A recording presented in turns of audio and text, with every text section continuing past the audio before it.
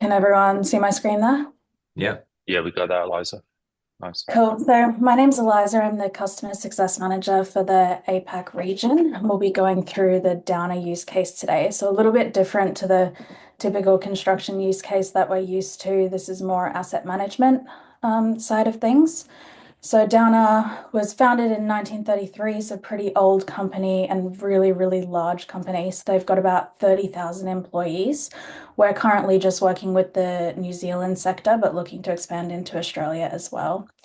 So at the moment, they have 388 active projects across 28 workspaces, but this is growing pretty much every day. We'll have multiple projects set up. A lot of these are smaller projects over large areas. So we've got five major clients that we're working with. AMAS, which is the transport region. So large underground rail stations and tunnels. We've got the Department of Corrections. So they've got 16 prisons across New Zealand, and we're capturing or will be capturing on about 1,300 different buildings. Land and Infrastructure New Zealand, they've got 1,300 sites as well. And then the Ministry of Foreign Affairs. So we're capturing on 10 Pacific Island nations, and they've got about 72 buildings. And then lastly, the Ministry of Justice, so courts and stuff like that, and they've got 108 buildings across New Zealand. So lots and lots of potential to grow there. Are we doing any new construction for any of those people? Just for the train stations at the moment, for everyone else, it's predominantly just capturing existing assets that they're looking after. Are they building We're like new also, ones? Yes, yeah. yes, they are. So we're also working with the subsidiary Hawkins as well, which although they're kind of a separate company, are part of the Downer Group, and they do basically new construction. So they're doing Christchurch Airport at the moment and other large construction projects. So that's kind of the part of Downer we work with that are new construction. Are they interested in site insights? Yes, they are. We're running a site and size project with them that's about to kick off. That's exactly what I want to hear. That's it. Oh, so, excuse me. Each of the clients are using it for varied reasons, but the main use cases are, of course, communication and collaboration. That's consistent across all of them. Asset surveying, photographic documentation, defect tracking, and asset monitoring. Hopefully, preventative stuff, so being able to track if things are getting worse over time, and then reduce site visits. So this is particularly important for Ministry of Foreign Affairs, as most of those buildings are being captured in the Pacific Islands, which are really quite hard to get to, small planes, and then enhanced data collection and spatial visualization and planning. All right, so comprehensive asset surveying. So prior to using QPixWorks, surveying the assets was quite time consuming and pretty labor intensive. So one of the big advantages of QPixWorks is how it supports both the in-person and the remote surveying. So that flexibility really helps Downer, especially when they're dealing with live or occupied sites, where that access is limited and downtime can be really disruptive. So a lot of the sites are actually houses that people are living in, or with the prisons, we've got people occupying those areas. So to go and do that capture, they do have to move people around. So being able to do those condition assessments remotely with using annotations and OmniNotes, and they use the measurement tools a lot. They're able to collect really complete and accurate data without having to be physically on site the whole time. So yeah, using OmniNotes, voice notes, and photo notes while they're on site to quickly comment on the condition. And then they're formalizing that commentary when they're back in the office, finalizing the assessment. So really getting in there quickly, doing everything, getting out, whereas previously it would take them, a couple of days to go in and tag every single asset and say the floor is this large, etc. Do they leverage the reporting at all from OmniNotes and annotations, or is it just that they're creating them and they're using us as like the spatial kind of hub for those?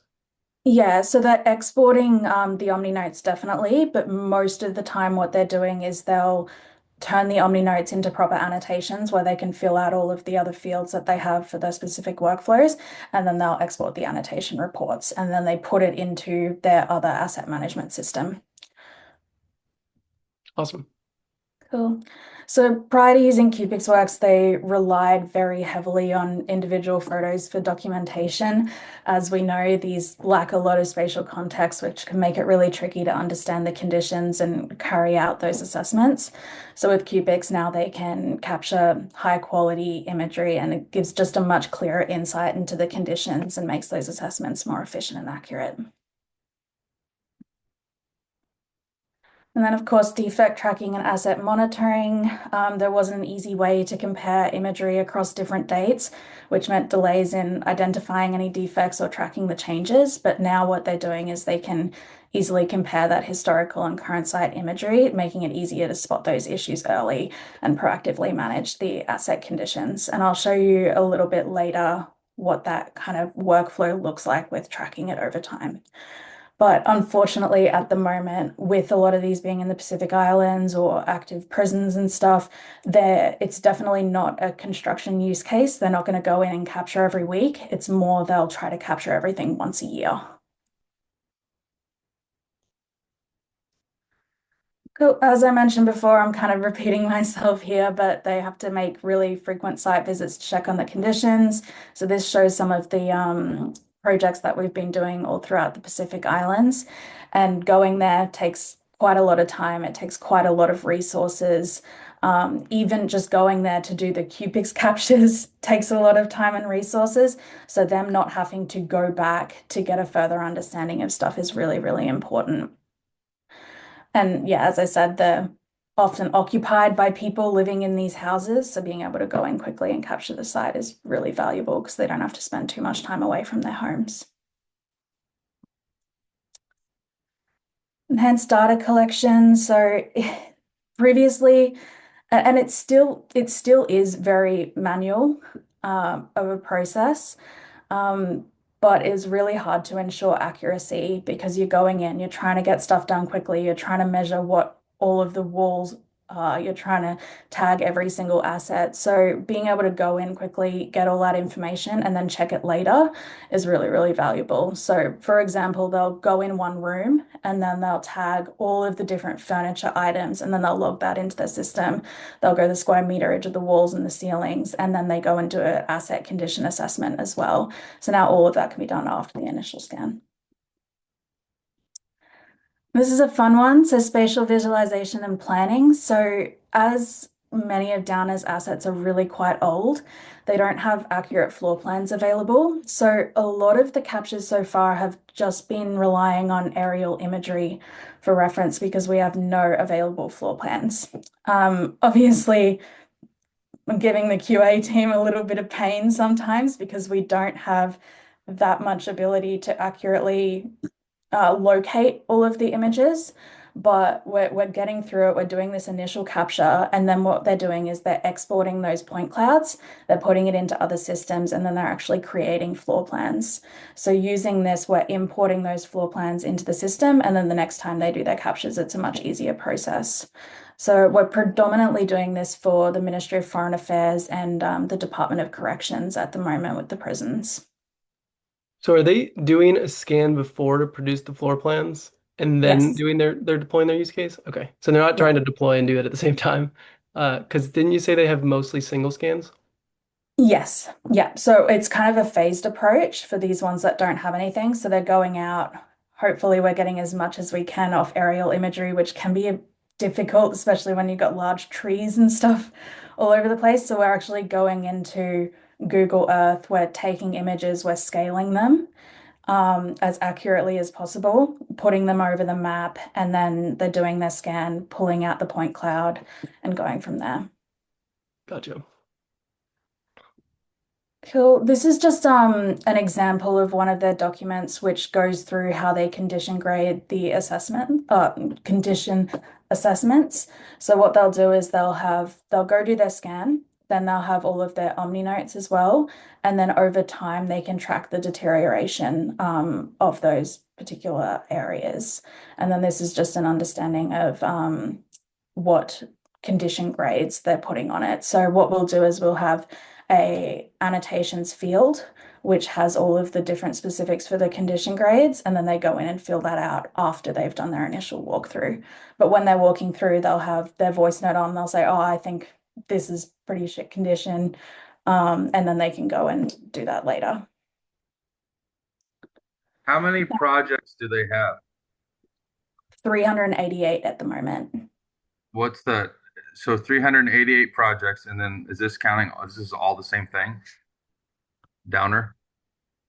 It's all under Downer, but then we've got the different divisions within Downer. So we've got the Ministry of Foreign Affairs, Transport, Corrections, etc. All right, so it's all under the same umbrella. So 388 projects. How much did they spend on all this? I don't have the specific details. I know they just did a because I don't work with the commercial stuff being CS, but they just did a bit of an increase. Yeah, I think there was about a 15-20% increase, Ryan. I'm not actually sure what the exact renewal amount was, but yeah, they're a If you fairly had to big guess, company. like, we're gonna drop you in a well if you don't guess. Give us an answer. What do you think? That's not my remit.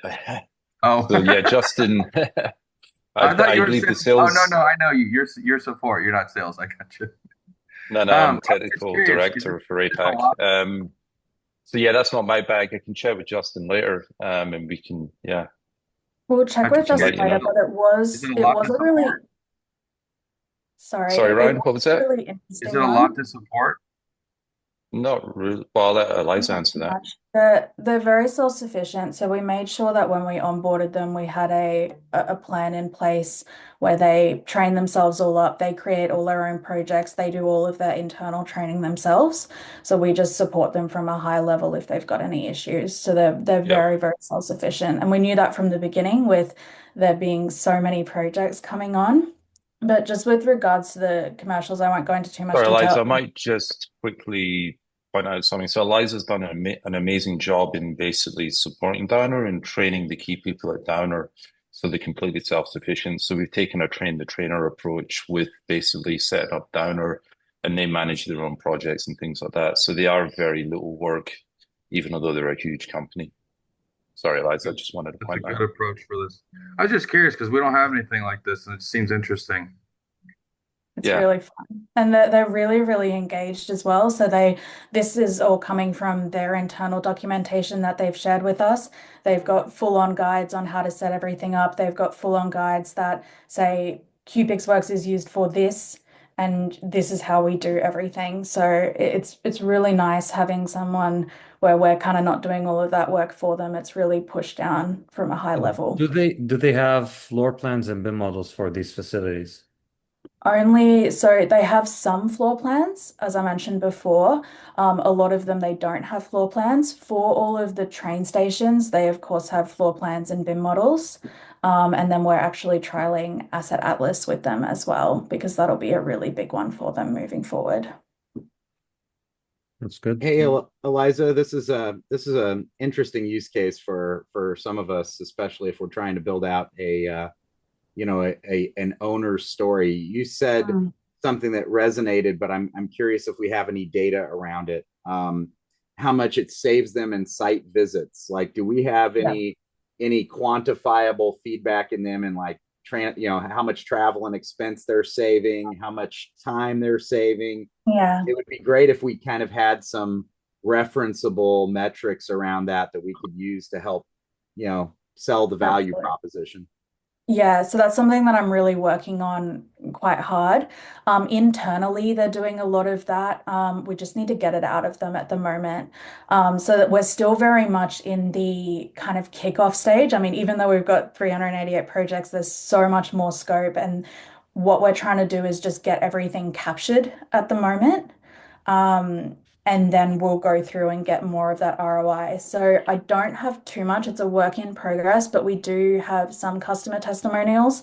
So this is from the Ministry of Foreign Affairs. They're saying that they've never ever visited any of these properties in the Pacific. So they finally saw what it looked like. They were able to understand some of those challenges and the scope of works required better. So just being able to see something that you're managing has already had a massive impact.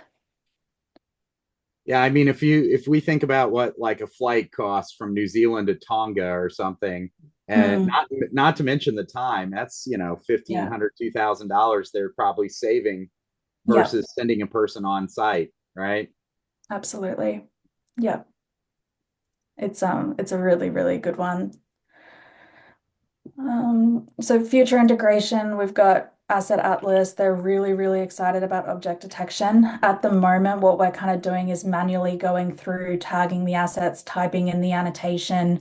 So Asset Atlas will be a huge one for them, and object detection, and then Twin Viewer as well, which they're loving on the AMAS sites.